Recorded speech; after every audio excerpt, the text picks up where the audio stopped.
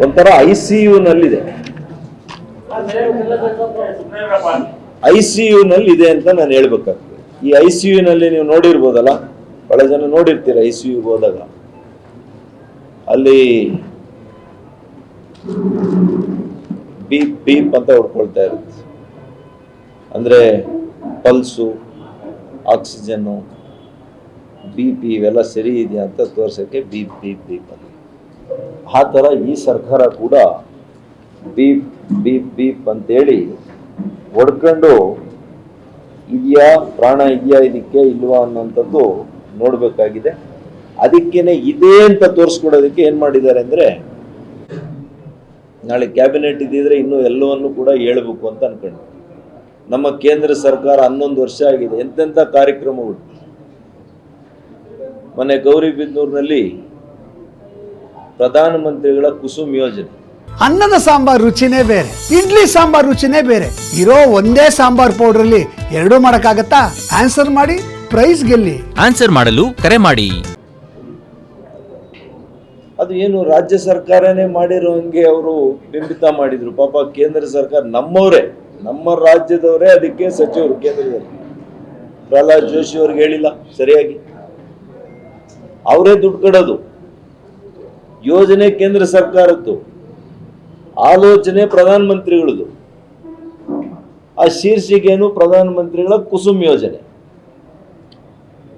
ಏನ ಯೋಜನೆ? ರೈತರಿಗೆ ನಿರಂತರವಾಗಿ ಯಾವುದೇ ಲೋಡ್ ಶೆಡ್ಡಿಂಗ್ ಇಲ್ದಿರ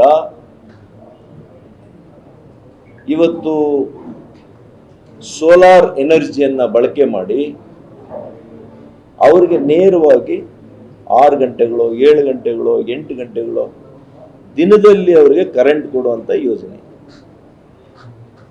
ಮತ್ತು ಇದನ್ನ ಆಯಾ ಜಿಲ್ಲೆ ರೈತರ ಜಮೀನಲ್ಲೇನೆ, ರೈತರಿಗೆಲ್ಲ ಬಾಡಿಗೆ ಸಿಕ್ಬೇಕು, ಇಲ್ಲ ರೈತರೇ ಬೇಕಿದ್ರೆ ಅದನ್ನ ಡೆವಲಪ್ಮೆಂಟ್ ಮಾಡಿ ಅವರೇ ಉದ್ದಿಮೆದಾರರು ಕೂಡ ಆಗ್ಲಿಕ್ಕೆ ಅವಕಾಶ ಇರುವಂತ ಯೋಜನೆ. ಅದನ್ನ ನಾನು ನೋಡಿದೆ, ಮುಖ್ಯಮಂತ್ರಿಗಳು ಇವರೆಲ್ಲ ಮಾತಾಡಿರೋದು. ಅವರು 40% ಕೊಡ್ತಾರೆ, 50% ಕೊಡ್ತಾರೆ, ನಾವು ಇನ್ನು 50% ಕೊಡ್ತೀವಿ. ಒಕ್ಕೂಟದ ವ್ಯವಸ್ಥೆಯಲ್ಲಿ ಯೋಜನೆ ರೂಪಿಸೋದು ಕೇಂದ್ರ ಸರ್ಕಾರ. 100% ಗ್ರಾಂಟ್ ಕೊಟ್ಬಿಡ್ತಾರ? ಮತ್ ನೀವ್ ಯಾಕೆ ಇಸ್ಕೊಳ್ತೀರಿ ಟ್ಯಾಕ್ಸ್ಗಳು? ಮತ್ತೆ ಇವತ್ತು ಎಕ್ಸೈಸ್ ಟ್ಯಾಕ್ಸ್ ಜಾಸ್ತಿ ಮಾಡಿದಿರಿ, ಯಾವ್ದು ಬಿಟ್ಟಿದ್ದೀರಿ? ಬಸ್ ದರ ಹೆಚ್ಚು ಮಾಡಿದಿರಿ, ಕರೆಂಟ್ ದರ ಹೆಚ್ಚು ಮಾಡಿದಿರಿ, ಹಾಲಿನ ದರ 3 ಸಲ 4 ಸಲ ಜಾಸ್ತಿ ಮಾಡಿದಿರಿ. ಯಾವ್ದು ಮಾಡಿಲ್ಲ ಅಂತ ಕೇಳ್ಬೇಕು ನೀವು. ಹೆಚ್ಚಿನ ದರ, ಎಲ್ಲ ದರಗಳು ಹೆಚ್ಚಾಗಿದೆ, ಆದರೆ ನಿಮ್ಮ ಅಭಿವೃದ್ಧಿ ರೇಟ್ ಮಾತ್ರ ಜಾಸ್ತಿ ಆಗಿದೆ. ಅಭಿವೃದ್ಧಿ ಮಾತ್ರ ಕುಂಠಿತ ಆಗಿದೆ, ಮೈನಸ್ ಹೋಗಿದೆ. Development negative. ಮಿಕ್ಕಿರೋ ಎಲ್ಲ ದರಗಳು, ನೀರಿನ ದರ, ಬಸ್ಸಿನ ದರ, ಇದು ಏನು ಸಾರಾಯಿ ದರ,